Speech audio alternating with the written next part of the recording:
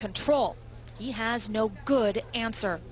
A week ago, they voted in a referendum that separatist leaders say overwhelmingly shows people here want to break away from Ukraine. They declared the People's Republic of Donetsk and asked to join Russia. People here want to know why the separatists have yet to replace local authorities. Who will govern, he says. You will be the first one to come up to me when you don't have your pension paid. The transition of power is a complicated process. The group marches flowers in hand to the city's police station. Many here say the events of May 9th changed everything. There were conflicting accounts of what happened that day. People died, but it's unclear how many. There was fighting throughout the city, including this police station. As you can see, it was completely engulfed in flames. The walls riddled with what looks like bullet holes ever since people have been coming here to lay flowers in remembrance. 5 days later, one of the East's largest employers, billionaire Rinat Akhmetov, posted this video on his company's website, taking a stand against separatism. He says the East is better off being a part of a decentralized Ukraine. Akhmetov steelworkers soon joined police patrols in Mariupol and 4 other cities to restore law and order. Local officials say security here has improved ever since. The city hall was once covered with barricades and barbed wire. Now it's a hangout for pro-Russian youth. Some of Akhmetov's steelworkers stopped by to check in on things. We're here to maintain order because we don't want marauding and robberies, he says. Revolution is one thing, but we cannot allow robbery. Across town, outside headquarters, separatist leader Denis Kuzmenko admits he needs help from the steelworkers to secure the city. He insists he's still in control. He says voting will not be allowed in Mariupol for Ukraine's upcoming presidential elections. What if they decide to try to open up a polling station? What if they try? What's going to happen to them? Если попробуют открыть здесь избирательные участки, то что произойдет? We consider trying to open up a polling station and trying to establish opportunity to vote as a provocation, he says. We will treat it as such. Those elections are on May 25th.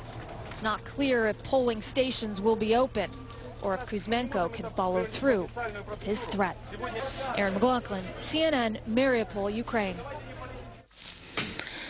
It is an exciting week ahead for India's Prime Minister-elect Narendra Modi. He would be formally picked as the leader of the BJP parliamentary party on Tuesday. A day for Mr. Modi's swearing-in would be decided at the same meeting. On Friday, his party emerged victorious, winning a strong majority in the country's national elections, and many are watching to see who he will name into his new cabinet. Outgoing Prime Minister Manmohan Singh resigned on Saturday after a decade in the top job and support for his powerful party. The Indian National Congress slipped to historical lows. CNN's Malika Kapoor reports on the dramatic fall from grace. 1947. India became independent. Jawaharlal Nehru, its first Prime Minister. Over the next several decades, his daughter and grandson carried on his legacy. Both became Prime Ministers too. His great-grandson was also in the race for the top job, but his party, the Congress, in power for a decade, suffered a crushing defeat in this year's parliamentary elections. The Congress has not been a source of new ideas. Sanjay Baru, author of an explosive new book on the Congress leadership and a former senior government advisor, says it's painfully out of touch with what India wants. Because Rahul got stuck with the story of we are for the poor, we are out here to give you money, come and vote for us because we are taking care of you. I mean, the Congress party's feudalism no longer appeals to young India. A young, aspirational India that has little patience for corruption, inflation and slow growth.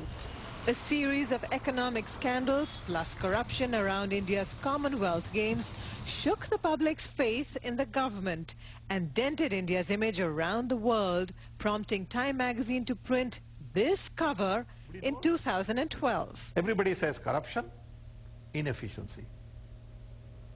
Inefficiency in what? You grew at 5% for 2 years and you call that inefficiency? Come on, give me a break. Petroda points to multiple years of 8% growth under the Congress party. The doubling in number of children going to college, to job and food guarantee schemes that have lifted thousands out of poverty.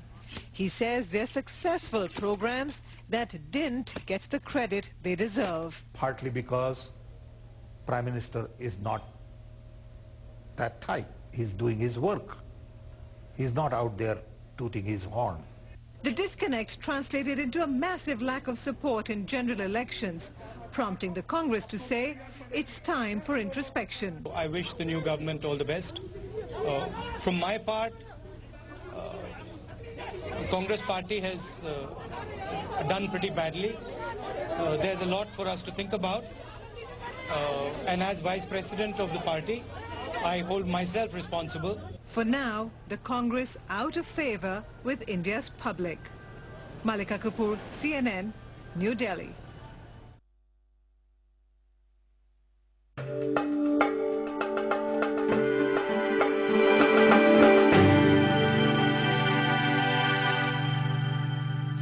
It's now time for the weather report from the Central Forecast Office.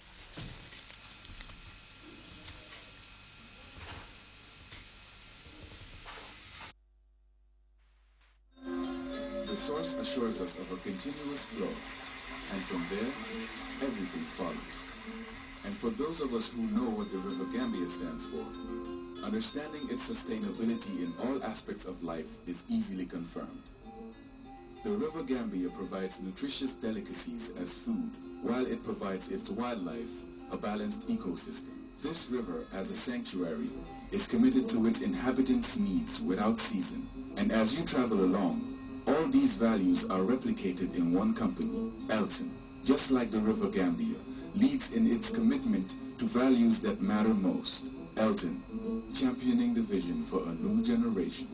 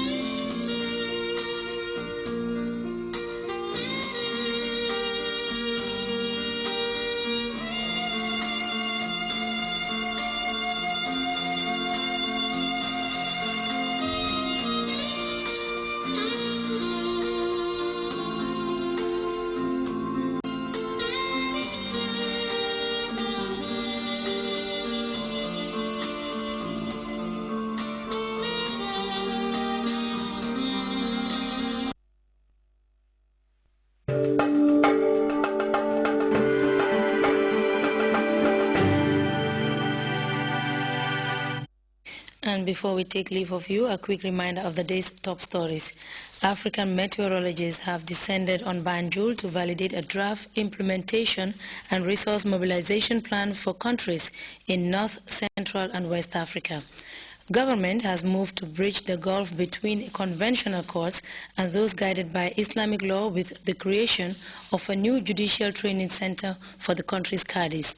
Russian President Vladimir Putin has ordered his troops to pull back from the border with Ukraine, but NATO said there was no sign of a Russian troop withdrawal.